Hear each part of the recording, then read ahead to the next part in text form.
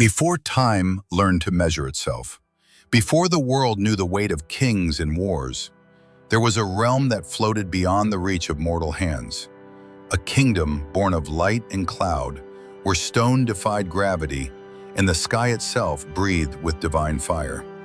This was the age before the fall, when the heavens still believed they were eternal. At the heart of the sky realm burned the first flame, not merely fire, but the breath of creation itself. It was watched by a lone guardian, forged in oath and silence, sworn to stand where others would turn away. For as long as the flame endured, the heavens would not fall, and the world below would never know its name. But perfection never goes unheard.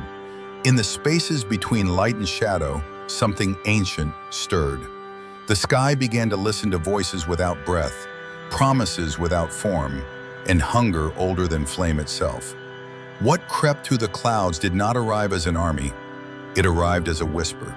Among the skyborn, there was one who could see beyond the present, beyond hope, beyond salvation. The oracle beheld the future not as possibility, but as certainty. And in that vision, the flame was broken, the sky was emptied, and every warning led only to ruin.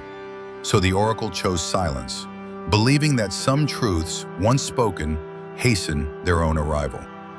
The whisper became a scream, and in a single breath of ruin, the first flame broke. The sky convulsed as light tore itself apart, temples fell like memories, and the heavens learned the sound of fear. What had held the world together for ages shattered into fire and ash, and nothing that followed would ever be whole again. Hold on! If you're enjoying this content, don't just watch, take action. Hit that like button, smash subscribe, and turn on notifications so you never miss what's next. Your support keeps this channel alive. Now let's continue the video. When the flame broke, not all of it was lost. One fragment fell beyond the clouds, beyond prophecy, beyond the notice of gods. It struck the world below like a wound in the earth, and before it stood a soul unchosen, unnamed, and utterly unprepared. Yet fate does not ask for readiness, only that someone remains to answer. The path to the sky was never meant for mortal feet. Each step defied fear. Each breath challenged the weight of destiny.